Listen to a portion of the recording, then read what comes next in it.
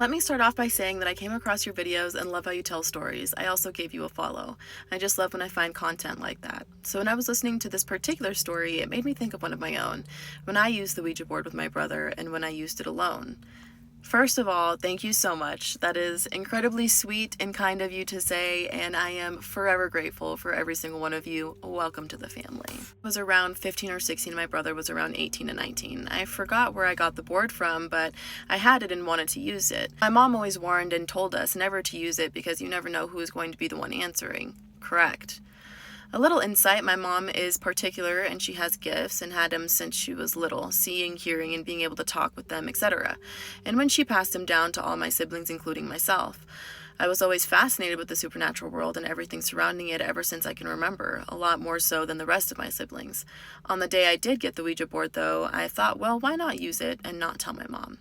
If she'd found out, she would have whooped our asses, so we just didn't tell her. Now, I have played it alone a couple of times. I was exhausted mentally, physically, and spiritually, and I haven't really touched it since. But besides that, I never really experienced anything crazy until I played with it with my brother. Let me preface by saying he is an idiot, asking questions you shouldn't be asking, being funny, and not taking it serious as most people do. I told him to be serious. This isn't something you want answers to.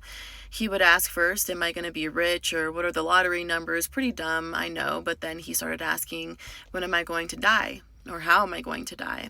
And the infamous, show yourself to me. After he said that, I told him to stop being an asshole or something's gonna happen.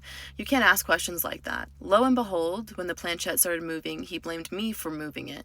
And I told him I'm not the one doing that. So we both lifted our fingers off of it at the same time, and he got freaked out when he saw that it was still moving.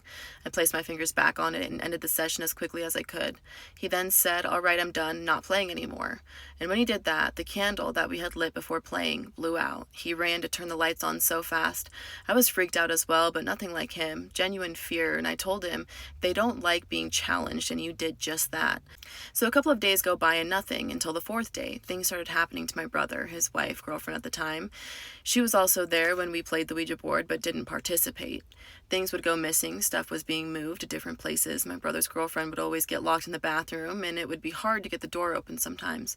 Mind you, there was a simple lock switch to open, so there would be no way for it to be locked, as hard as it was. The rest of my family, including me, started experiencing that as well, missing things, getting locked in the bathroom or bedrooms. Now for the bedrooms, the only way to keep the doors locked was with a skeleton key, and my mom had those so we couldn't lock the rooms even if we wanted to. We all saw cutlery being flung out from the top of the dish rack and onto the floor, or pots and pans falling either on the floor or in the sink. There was always loud noises. Sometimes the doors swung shut like when someone is angry, that type of force. My parents